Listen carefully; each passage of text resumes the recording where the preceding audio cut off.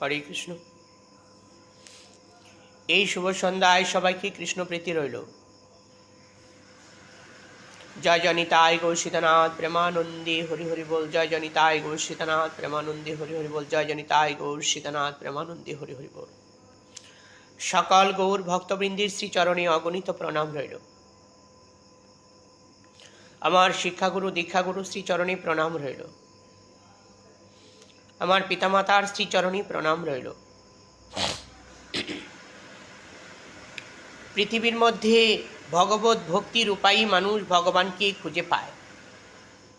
আমার জীবনের সত্তা ভগবত কৃপার আলোতে যদি আমি মনোনিবেশের মাধ্যমে ভগবান শ্রীহরিকে খুঁজি, তাহলে আমার জ্ঞানের প্রবাহটা সুন্দর বিচার বুদ্ধিতে কৃষ্ণ প্রীতি হবেই হবে।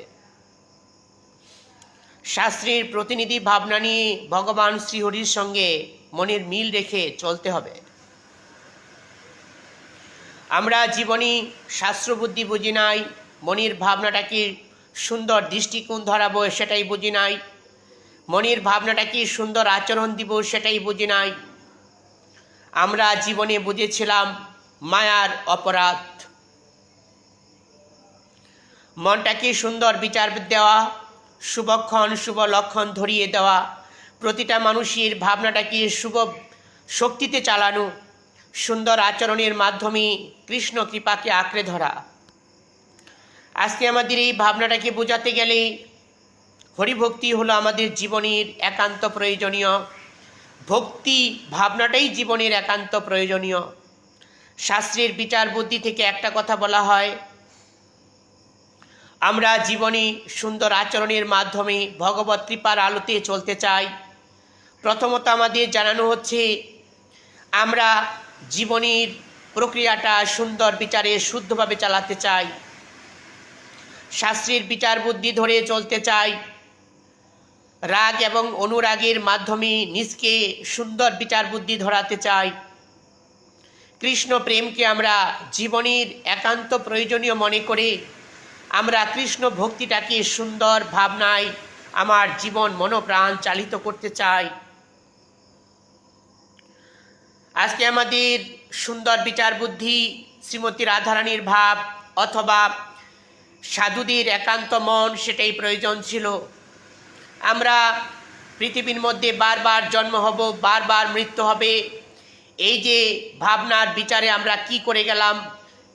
আমরা শুধু অপরাধী করেছি, কৃষ্ণ ভক্তিটাকে আঁকড়ে ধরে মনুষ্যত্ব বিচার নিয়ে বাঁচতে পারি নাই। শাস্ত্রের বিধিনির্দেশ অনুযায়ী নিজকে চালিত করতে পারি নাই। আমরা কুসংস্কারে বড় হয়েছি, মনুষ্যত্ব বুদ্ধি এখনো আমাদের হয় নাই। শাস্ত্রের বিধিনির্দেশগুলো আমাদের মেনে চলতে হবে।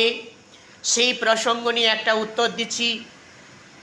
কোনো এক দরিদ্র, তিনি সারাদিন অক্লান্ত পরিশ্রম করে বাড়ি ফিরছিলেন।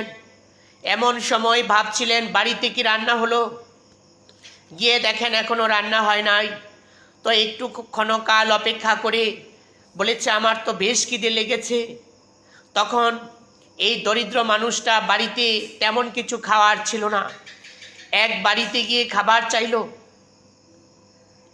খাবার চেয়ে বলল, মা গো, আমার বড় খিদে লেগেছে, যদি আমাকে এক মুষ্টি খাবার দিতে, আজকে না আমি খিদের জ্বালা আর সহ্য করতে পারছি না। তো বাড়ির মা বলেছে, একটু অপেক্ষা করো, আমি তোমাকে খাবার দিব। খাবার আনতে গিয়েও একটু দেরি হয়ে গেল। ক্ষুধার জ্বালা যে আর ধৈর্য মানে নাই, বসে বসে থেকে কাজ ছিল। আজকে আমার বাড়িতেও খাবার প্রস্তুত নাই, যে মাকে বললাম খাবার দিতে, মাও অনেক দেরি করে আমাকে খাবার দেওয়ার ভাবনা রাখে। আমার ইচ্ছে শক্তি হয় যা দেয় তাই খাবো। আজকে একটু পরে খাবার নিয়ে আসলো, বলেছে, মারে তুই যে আমাকে খাবার দিয়েছিস, আমি তোকে কি দিব? বলেছে, বাবা আমাকে কিচ্ছু দিতে হবে না, শুধু কৃষ্ণ আশীর্বাদ দান করুন, যাতে আমার কৃষ্ণ ভক্তি হয়, মনের ভাবনাটা শুভগতি হয়, সুন্দর দৃষ্টিকোণ হয়। বলেছে, মারে আমি তো কৃষ্ণ ভক্তি বুঝি নাই, কৃষ্ণকে কোনোদিন দেখি নাই, কৃষ্ণকে কি করে পেতে হয় সেটাও জানি না। তবে আমার একটা ভাবনা রেখে যাই, তুই যা চেয়েছিস তোর মনোবাসনা যেন পূর্ণ হয়। আজকে খাবার খেয়ে চলে যাওয়ার পর এই মায়ের হরিভক্তি দেখা দিল, এমন কৃষ্ণ প্রেম হতে লাগলো। পরিজনরা এসে দেখতে পায় এই বধূমাতা কৃষ্ণ প্রেমের আনন্দ করছে, হরিনাম গাইছে, আর তুলসী তলায় পড়ে পড়ে নয়নের জল ফেলছে, আর তুলসী দেবীকে পরিক্রমা করছে। কিছুক্ষণ পরে আরও ভক্তরা আসলো। ভক্তরা ছুটে এসে দেখে কৃষ্ণ চরণে পড়ে পড়ে কাঁদছে যে আমি পৃথিবীতে মানবকুলে জন্মেছি, আমার এই ভাবনাটাকে প্রভু তুমি তোমার চরণে গ্রহণ করো। কাঁদতে কাঁদতে এই বধূমাতা কৃষ্ণ প্রেমের বিবুরতায় পৌঁছে গিয়েছে। তার মধ্যে এমন ভাব জাগরিত হলো যেন কৃষ্ণকে না পেলে তিনি বাঁচবেন না। এই ভাবনায় বিচার বুদ্ধিতে এই বধূমাতা কৃষ্ণ প্রেম ভক্তি পেয়ে মনটা আনন্দে উদ্ভাসিত হয়ে গিয়েছে। আজকে আমরা এতদিন সংসারে ছিলাম, এমন কৃষ্ণ ভক্তিটা আমাকে কেউ দিতে পারে নাই। আজকে এক ক্ষুধার্ত ব্যক্তিকে খাইয়ে তার আশীর্বাদে আমার কৃষ্ণ প্রেম ভক্তি হলো। এই ভক্তিকে আমি কি করে ধরে রাখবো? আমি মনুষ্যত্ব বিচার দিয়ে ভক্তিকে আঁকড়ে ধরে রাখবো। ভক্তি যেন আমার জীবন থেকে কোনো দিন হারিয়ে না যায়। হে ভগবান শ্রীহরি, আজকে একজন ক্ষুধার্ত ব্যক্তিকে খাবার দিয়ে আমি কৃষ্ণ ভক্তি ফিরে পেয়েছি।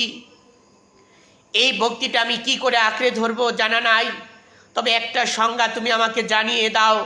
এই হরিভক্তি জীবনের একমাত্র প্রয়োজনীয়।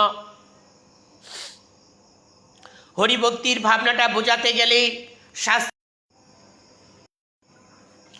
আজকে আমাদের বুঝতে হবে সুন্দর আচরণ, সুন্দর ভাবনা, সেটাই হলো বিচার। কৃষ্ণ ভক্তিটা আমার জীবনে আসা মাত্রই তাকে ধরে রাখার উপক্রম আমাকে জানতে হবে, সুন্দর স্মৃতি বুদ্ধি নিয়ে আমাকে চলতে হবে। শাস্ত্রের বিধি নির্দেশ অনুযায়ী আমাদের ভাবনাটাকে তৈরি করা দরকার। যাই হোক, আজকে হরে কৃষ্ণ, সবাইকে কৃষ্ণ প্রীতি রইল।